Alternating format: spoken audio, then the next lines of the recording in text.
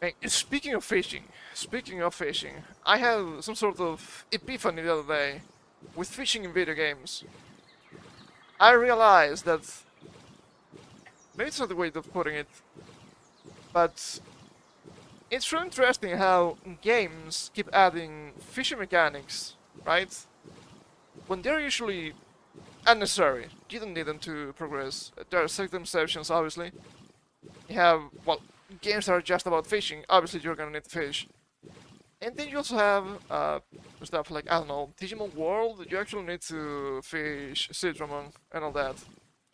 But usually, fishing is just there. It's just a thing that you can do. However, some games that didn't have fishing end up adding fishing, like this one, or like which one was it? I'm not sure. I've only been told about that, but I do believe it was Skyrim. I think it has fishing nowadays. I'm not sure. Also, I'm not a criminal, okay? Maybe I am. Who knows? And that's really interesting because I do believe you can actually trace good games with fishing mechanics. And it's not something random.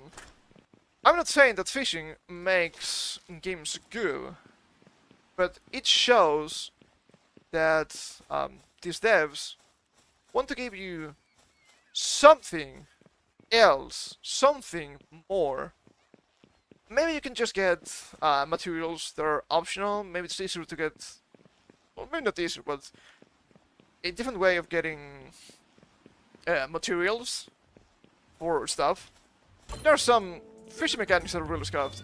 Yes, I'm looking at you, Valheim.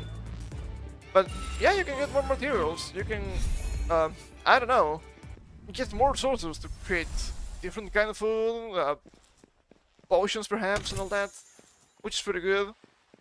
But I guess I'm tracing my train of thought backwards here. But what I find most interesting is what happens when they take out the mechanics, right? One obvious game that has fishing mechanics for me would be Pokemon games. You usually get the fishing rods a little bit too late for them to be useful. But I was thinking, right?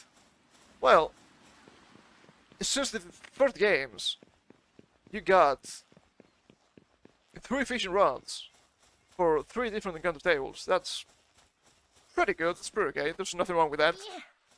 Even though fishing Magikarp is a little bit of a meme in Gen 1. But that's not the case anymore. In Gen 5, which is supposed to be, oh, probably the best, I don't think it's bad, but it has really strange decisions at times, and this is one of them. You only have a single rod, the Super Rod. It's post-game, which I find quite suspicious, because that region would actually benefit from having a fishing rod freely available. You have a bunch of rivers, ponds, and lakes. Not so much the open sea. So that would be a really good way of getting water types, right?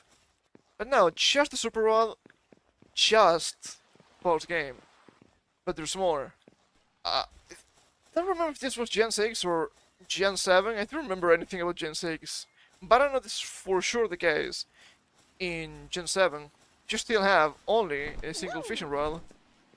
But now, instead of being able to fish anywhere that's water, you need to go to special fishing spots. Which seems a little bit strange to me.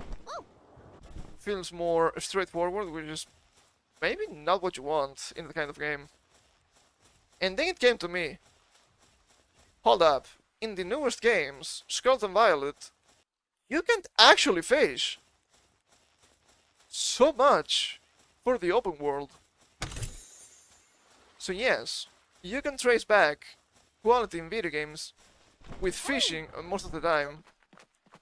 Because the devs give you something. Give you more options and all that. Once again, devs giving you options, even if the options might not be the best. And I guess it's just not surprising that one of the best games ever made, Ocarina of Time, has fishing mechanics. But one of the biggest flops in modern gaming, Concord, didn't have fishing mechanics. But yeah, fishing good. Imagine that.